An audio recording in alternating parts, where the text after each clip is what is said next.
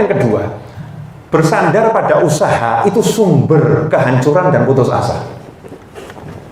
Bersandar pada usaha itu sumber kehancuran dan putus asa. Berusaha itu harus maksimal mungkin, tapi bersandar menggantungkan diri pada usaha tadi, mengandalkan usaha tadi, itu sumber kehancuran dan menyebabkan orang putus asa.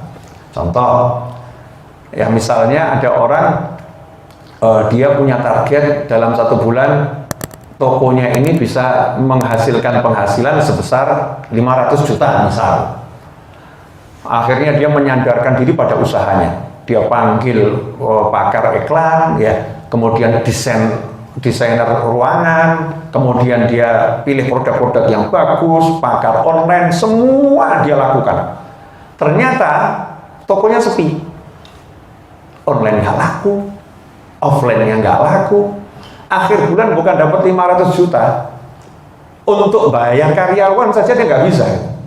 Akhirnya apa dia? Pegang tepuk jidat kata orangnya. Kemudian dia stres. Gimana ini? Kok seperti ini? Putus asa. Udah kamu pasang iklan lagi, wah udah percuma. Putus asa. Saya pasang iklan juga hebat, ternyata nggak bisa begini, nggak bisa begini. Ini karena dia bersandar pada usahanya. Beda dengan orang yang bersandar pada Allah Ta'ala. Dia akan usaha semaksimal mungkin.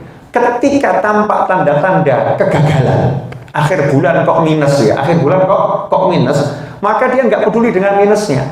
Justru dia akan semakin mengejar. Ini berarti doa saya kurang kenceng ini iklan saya kurang kenceng ini produk saya berarti kurang menarik, ini desainnya berarti kurang pas desainnya kurang bagus berarti harus saya perbaiki Dia akan cari kekurangannya, dia akan terus optimis. Karena dia tidak bersandar kepada usahanya, dia bersandar pada Allah Subhanahu wa Ta'ala. Dia minta terus, ya Allah, ya jadikan aku mendapatkan rezeki di bulan depan secara zahir lebih banyak ya Arhamar Rahimin. Terima kasih atas engkau kasih saat ini, dan aku minta lebih banyak lagi ya Allah. Optimis terus. Kenapa? Karena dia punya Allah, sandarannya Allah Subhanahu wa Ta'ala. Sebagaimana dicontohkan oleh ibunya Nabi Ismail alaihissalam. Ibunya Nabi Ismail alaihissalam ketika beliau itu kehabisan air dan Nabi Ismail nangis, masih bayi nangis luar biasa ini ya, butuh minum, maka syariatnya ibunya Nabi Ismail cari air. Nggak syariatnya az-zahir kemudian cuman udah pasrah lah, nanti kalau mau dikasih air sama Allah ya dapat, kalau nggak dikasih nggak dapat, kan nggak begitu. Yang diceritakan bagaimana menjalankan syariat walaupun secara zahir tidak ada air, padang pasir nggak ada air dan nggak ada manusia, nggak ada yang akan nolong, tapi usahanya nggak berhenti. Kenapa nggak berhenti? Meskipun secara kasat mata nggak ada yang akan menolong, nggak ada yang akan memberi air, dan tidak ada air, nggak akan ada musafir lalu. Apa yang dilakukan? Yang dilakukan adalah cari tempat yang tinggi biar bisa lihat di kejauhan sana ada orang nggak kira-kira, yang secara ilmu saat itu tidak mungkin ada orang yang akan terlihat. Ke Bukit Sofa lari dilihat nggak ada, lari ke Marwah dia nggak ada, balik ke Sofa nggak ada, lari ke Marwah, nggak putus asa, selalu muncul harapan. Mudah-mudahan Allah akan munculkan orang di sana, mudah-mudahan Allah akan beri saya solusi di sana, mudah-mudahan Allah akan kasih saya, mudah-mudahan terus begitu. Karena bersandarnya pada Allah Ta'ala, akhirnya Allah kasih sesuatu yang nggak masuk akal. Apa itu? Rezekinya bukan dari manusia yang bawa air, tapi rezekinya langsung dari Allah Ta'ala. Allah munculkan air dari bawah dasar bumi, muncul secara jernih di kaki putranya, yaitu Nabi Ismail alaihissalam. Ini orang bersandar pada Allah Subhanahu wa Ta'ala. Nah, orang yang bersandar pada Allah baik dalam usaha bisnis, dalam kegiatan sehari-hari, dan dalam amal soleh, dia tidak akan menyombongkan diri, dia akan selalu optimis, dia akan selalu menjadi orang yang penuh semangat dalam menempuh kehidupan. Ikhwani rahimakumullah.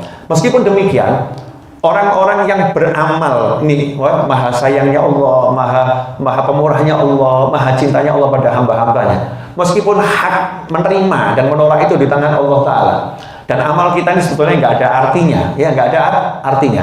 Tapi coba kita lihat dalam surat An-Nahl ayat 32, ya kalau coba kita lihat surat An-Nahl ayat 32, dikatakan di situ, alladzina tatawaffahumul malaikatu thayyibina yaquluna salamun alaikum udkhulul jannata bima kuntum ta'malun.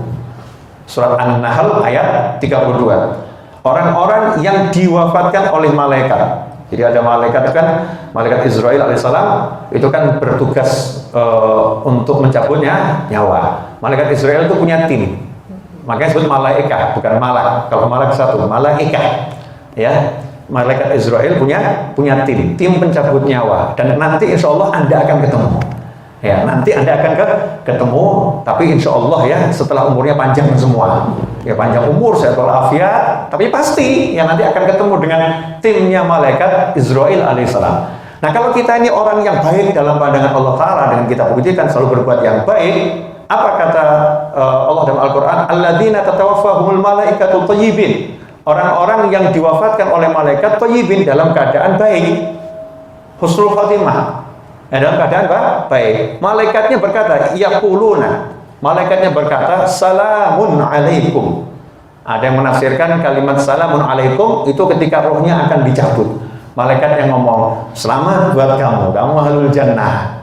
Ya, tempatmu di surga, kamu akan bahagia. Salamun alaikum. Insyaallah kita semua dapat itu. Amin, Allahumma amin. Ya. Dan begitu pula keluarga kita, orang tua kita, pasangan hidup kita, anak keturunan kita, sahabat kita, teman-teman kita, orang yang berbuat baik kepada kita, orang yang dititipkan doanya kepada kita, insya Allah semuanya muslimin wal muslimat dapat yang seperti itu. Amin, Allahumma amin. Salamun alaikum, salamun alaikum, salamun alaikum, kata malaikat.